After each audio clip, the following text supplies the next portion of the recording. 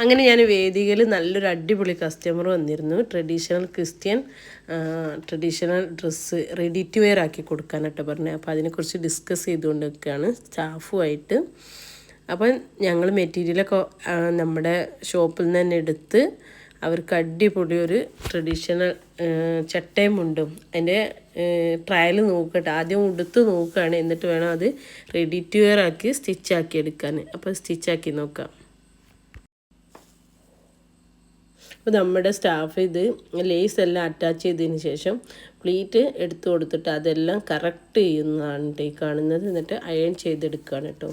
നമ്മുടെ കസ്റ്റമർ ഇതാ ഗ്രീറ്റി എന്നാണ് പേര്, ആളെത്തിട്ടോ. അപ്പോൾ ഇതാണ് കേട്ടോ ആളുടെ ലുക്ക്, കണ്ടില്ലേ?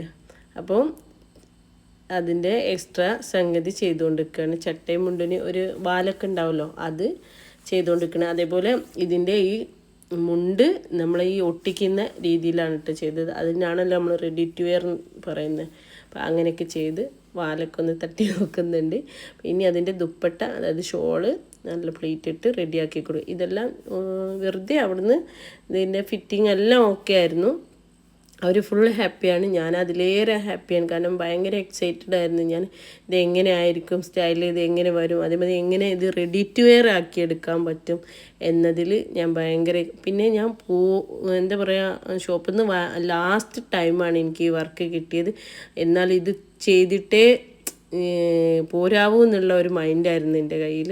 അപ്പോൾ ഇതിന് വേണ്ടിയിട്ട് ഞാൻ കാത്തിരിപ്പായിരുന്നു സത്യം പറഞ്ഞാൽ. അതെനിക്ക് നല്ല വൃത്തിയിൽ ചെയ്യാൻ പറ്റി. അതോടൊപ്പം തന്നെ നല്ല സപ്പോർട്ട് ചെയ്യുന്ന നല്ല അടിപൊളി ഒരു കസ്റ്റമറായിരുന്നു, ഒന്നും പറയാനില്ല. ഒരുവിധം എൻ്റെ എല്ലാ കസ്റ്റമറും നല്ല എന്താ പറയുക മാനസിക സപ്പോർട്ട് തരുന്ന കസ്റ്റമർ തന്നെ കേട്ടോ. എല്ലാവർക്കും നല്ല ഹാപ്പിയാണ്.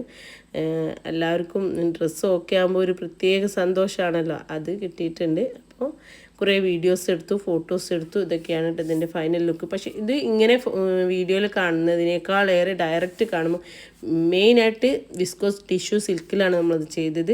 അത് ബൂട്ടാസ് വരുന്നതാണ് നമ്മൾ ബ്ലൗസിന് കൊടുത്തത്, പ്ലെയിനാണ് മുണ്ടിന് കൊടുത്തത്.